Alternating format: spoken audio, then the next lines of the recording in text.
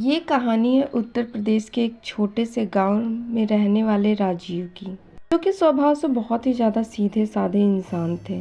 मेहनत और ईमानदारी से उन्होंने पढ़ाई करके बहुत अच्छी सरकारी नौकरी पाई थी और उनकी पोस्टिंग दिल्ली में हो गई थी। उन्होंने सोचा कि अब वो अपनी पत्नी सुनीता को भी गांव से यहाँ लेकर आएंगे और एक छोटा सा घर खरीदकर यहाँ पर हमेशा के लिए बस जाएंगे। लेकिन किसे पता था कि उनका ये एक फैसला उन्हें अंधेरे रास्ते पे ले जाएगा, जहाँ से लौटना आसान नहीं होगा। ऐसी और हॉरर स्टोरी सुनने के लिए आप मेरे चैनल को सब्सक्राइब करें। राजीव का ट्रांसफ़र हाल ही में दिल्ली के पश्चिम इलाके में हुआ था। ऑफिस का काम भी ठीक ठाक ही चल रहा था, लेकिन हर दिन उन्हें अपनी माँ और अपनी पत्नी की चिंता हुआ करती थी। वो हमेशा परेशान रहते थे। उन्होंने फैसला किया कि अब वो दिल्ली में एक छोटा सा फ्लैट खरीदेंगे। वह लगातार प्रॉपर्टी डीलरों से मिलने लगे, लेकिन हर जगह या तो दाम ज़्यादा होता या फिर वो जगह उनको पसंद नहीं आ रही थी।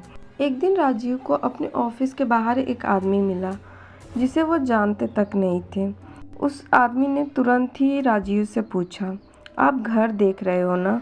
मेरे पास एक शानदार ऑफ़र है, सस्ता, बड़ा और स्टेशन के पास ही एक घर है। राजीव थोड़ा हिचकिचाया, पर उन्होंने जैसे ही घर की कीमत सुनी वो एकदम चौंक गए, क्योंकि बाकी जगहों पे वैसे घर 40 लाख के थे, पर वो आदमी राजीव को बहुत सस्ते में वो घर दे रहा था। राजीव उस इंसान के साथ उस समय घर देखने के लिए चले गए। लोकेशन अच्छी थी, स्टेशन और पास में बाजार भी था। चारों तरफ इतना अच्छा माहौल था कि घर देखते ही राजीव को पसंद आ गया और उन्होंने उसे खरीदने का फैसला कर लिया। राजीव ने अपना सारा सामान उस घर में शिफ्ट कर लिया।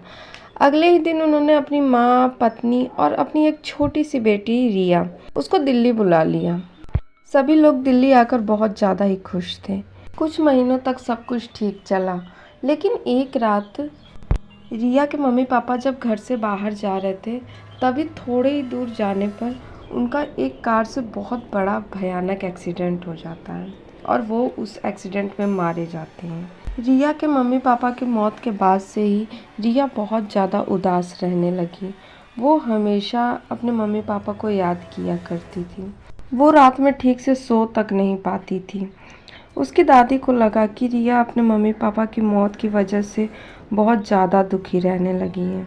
पर एक रात जब दादी अपने कमरे में सोई थी, तभी उनको एहसास हुआ कि कोई उनके बेड के पास खड़ा है। जब उन्होंने आंखें खोली तो अचानक से रिया को अपने पास देखकर वो डर गईं। रिया अजीब तरीके से दादी को देख रही थी और एक क्रीपी स्माइल कर रही थी। दादी ये सब देखकर बहुत ज़्यादा डर गई और वो वहीं बेहोश हो गई। जब दादी को होश आया तो उन्होंने अपने आस पड़ोस के लोगों को अपने सामने पाया। जब दादी ने रिया के बारे में सबसे पूछा तो सबने यही जवाब दिया, वो सब तो चीख की आवाज़ सुनकर यहाँ पर आए और आपको बेहोश देखा। दादी रोने लगी, क्योंकि अब रिया के सिवाय कोई उनका इस दुनिया में नहीं था। दादी की ऐसी हालत देखकर उनके जो पड़ोसी होते हैं, जिनका नाम रमेश था, वो राजीव के बहुत अच्छे दोस्त भी हुआ करते थे। वो दादी को एक तांत्रिक बाबा के पास लेकर जाते हैं, क्योंकि उनके पड़ोसी ने भी नोटिस किया था कि रिया के घर में बहुत टाइम से कुछ अजीब चीज़ें चल रही हैं, जो कि कुछ महीनों से ही चल रही थी। दादी और रमेश जी जैसे ही तांत्रिक बाबा के पास पहुंचे, तांत्रिक बाबा ने कुछ देर तक तो मंत्र पढ़े और फिर दादी से कहा कि आप कल आना, और बोले कि वो अपने साथ रिया का कोई सामान लेकर आए, जैसे जिस चीज़ को रिया यूज़ करती हो, जिससे वो पता लगा सके कि रिया किसी मुसीबत में तो नहीं है। जब अगले दिन दादी तांत्रिक बाबा के पास पहुंची तो उन्होंने रिया के कपड़े तांत्रिक बाबा को दिए। बाबा ने जैसे ही वो कपड़े अपने हाथ में लिए, उन्होंने दादी को बता दिया कि रिया अब इस दुनिया में नहीं रही, वो मर चुकी है। ये सुनते ही दादी के पैरों तले ज़मीन निकल गई। उन्होंने सोचा भी नहीं था कि उनका एकमात्र सहारा अब उनकी पोती इस दुनिया में नहीं। तांत्रिक बाबा ने बताया कि रिया के मौत की वजह एक कर्ण पिशाचनी है। बाबा ने अगले दिन दादी के घर जाने का फैसला किया। जब अगले दिन तांत्रिक बाबा रिया के घर पहुंचे, उन्होंने वहां पर कुछ मंत्रों का जाप किया और बिना कुछ बोले ही वहां से वो चले गए। कुछ दिन बाद तांत्रिक जी ने रमेश को और रिया की दादी को अपने यहाँ पूजा स्थल पर बुलाया। तांत्रिक बाबा ने रिया की दादी को बताया कि वो कर्ण पिशाचनी आपके घर में है। आपके घर में जितनी भी अजीब चीज़ें होती हैं, ये तक कि आपके बेटे और बहू की मौत की भी वजह वो कर्ण पिशाचनी ही है। बाबा ने बताया कि आपके बेटे और बहू ने घर के सबसे अंतिम वाले कमरे में जाने की कोशिश की थी, जहाँ पे उस कर्ण पिशाचनी की आत्मा को बंधित किया गया था। दादी ने बताया, घर के ऑनर ने राजीव को अंतिम कमरे में जाने से मना किया था, पर ये घर राजीव को बहुत सस्ते में मिल रहा था, इसलिए राजीव ने बिना सोचे समझे ये घर ले लिया था। दादी ये सब बातें तांत्रिक बाबा को बताते हुए खुद को कोस रही थी कि मुझे अपने बेटे को ये घर नहीं लेने देने चाहिए था। शायद मैं उसे मना करती तो आज वो सब लोग जिंदा होते।